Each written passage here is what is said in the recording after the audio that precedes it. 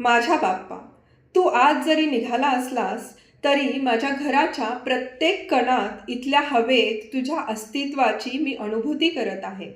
माझ्या घरामध्ये तू दिलेल्या प्रसादाच्या मोदलहरी उठल्या आहेत. माझ्या शरीराची प्रत्येक पेशी हास्यध्यानात तल्लीन आहे. जिथे पाहील तिथे मला तुझंच दर्शन होत आहे. माझ्या विचारांचं आणि त्याचबरोबर माझ्यासारख्या अनेक पालकांच्या विचारांचं क्षेत्र तुझ्या भव्य कपाळा इतकं विस्तृत झालं आहे. माझी नजर अजूनच तीक्ष्ण आणि धारदार बनत आहे. पुढचं भविष्य ओळखून मी आता पाऊल उचलत आहे. सर्वांमध्येच मला तुझं दर्शन होत आहे. माझ्या घराच्या भिंतीसुद्धा स्थिर होऊन इथल्या आनंद लहरींना जपत आहेत. तुझ्या या प्रसादासाठी मी, माझ्यासारखे पालक, शिक्षक आणि तुझ्यासारखेच सर्वच बालगणेश म्हणजेच आमची लेकरे, तुझीच लेकरे, आजन्म ऋणी आहेत.